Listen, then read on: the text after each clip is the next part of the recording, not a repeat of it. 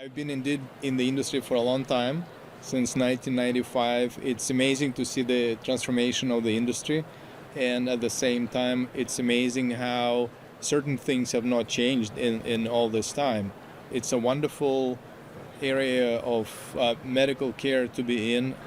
The first 20 plus years, I was working with Alcon, innovating there, working with many surgeons around the world, and then was fortunate to transfer to another storied company with even longer history, Zeiss.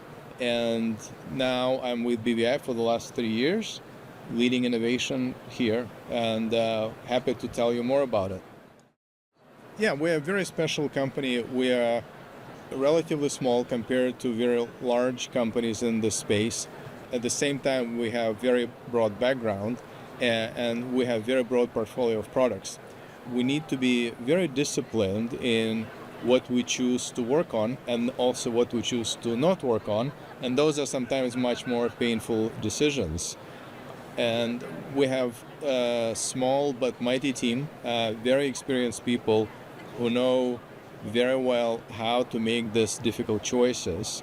And I think that's the fundamental of our success.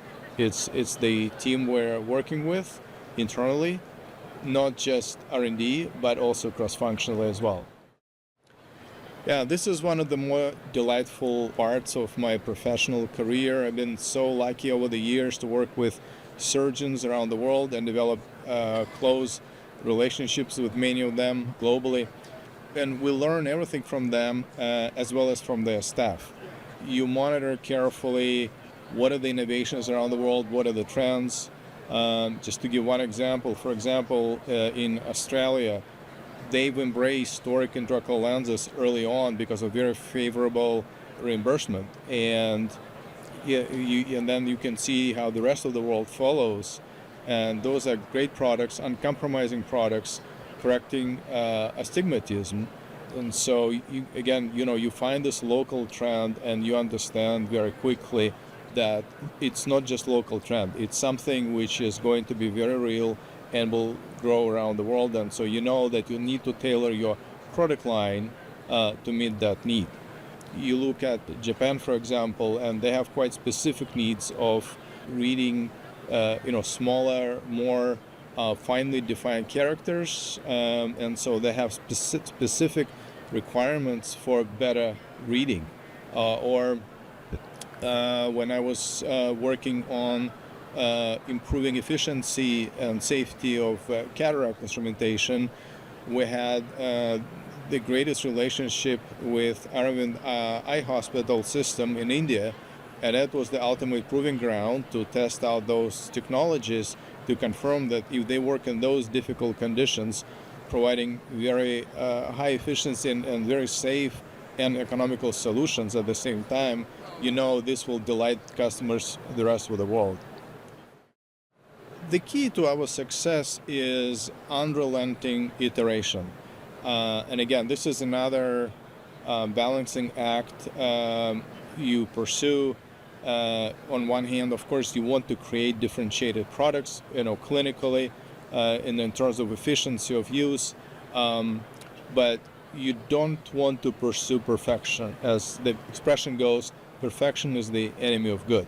So knowing how fast to iterate and what is it good enough, it's not something you're going to see on any of the marketing brochures. Our products are good enough, right? You don't want to see that. But the reality is those are the decisions you have to make, not just as R&D, but also collaboratively with commercial folks and then operations, of course, supply chain and so on, to decide this is going to be a good differentiated product. Yes, we have other ideas how to make it even better, but this is transformational enough for us to produce this product, be it brand new product, revolutionary product, or perhaps incremental innovation. So as I've seen overall, more and more unmet medical needs have been resolved. At the same time, you see a lot of global business needs being just as important to practitioners around the world to meet patients' needs. At the same time, you see certain level of commoditization that all products are becoming better and better. What used to be reserved to only companies which could invest very significant amount of funds, thanks to all the advances in the technologies, they started to be open to many other companies, and so it becomes more difficult to stay ahead in terms of innovation. So this is one challenge. The other one is you see global proliferation of regulatory requirements, and unfortunately they are not always aligned. In regulatory world, the world is not flat, and it's more challenging for smaller companies to meet these global requirements. And the answer to both challenges to create more innovative products, as well as to meet these global regulatory requirements, is one, and it's really have very knowledgeable people in your company, both in R&D and regulatory, and so that's the key. It's not necessarily the number of people you have; it's how many knowledgeable, professional, hardworking people you have in your team, and we're lucky to have that. Continue increasing our product offerings. One, increase geographical footprint of our product offerings. We have broader portfolio in outside of the U.S. We're rapidly increasing our footprint in Japan, and so increasing geographical footprint, including U.S., is I would say it's another priority for us. And continue building best-in-class, best-in-the-world R&D team is our third priority. We are definitely focused on, I would say, perhaps more traditional, environmentally conscientious developments. We are excellent in producing consumable products, custom packs. So we always look very carefully at our packaging, that is sustainable, minimize packaging. It's biodegradable, because sooner or later things will be disposed of, and at the same time, I think we are very conscientious to develop products which will have just as large impact on the environment if we, as we're providing products which will treat conditions the first time around. If you do not need repeated surgeries, if you do not need repeated visits, that in itself, in my mind, has at least as large impact on sustainability. It's all those needless visits to the surgeons, it's having your relatives taking you there and so on. So these differentiated products which work better and faster, I think, is another critical answer to this very important question. I would say the diversity of our team.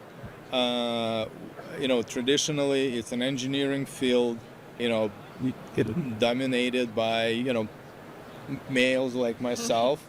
Just proud to say we have wonderful ladies colleagues in our leadership team, and also diversity. Every single person in my leadership team was born in a different country, something I figured out recently.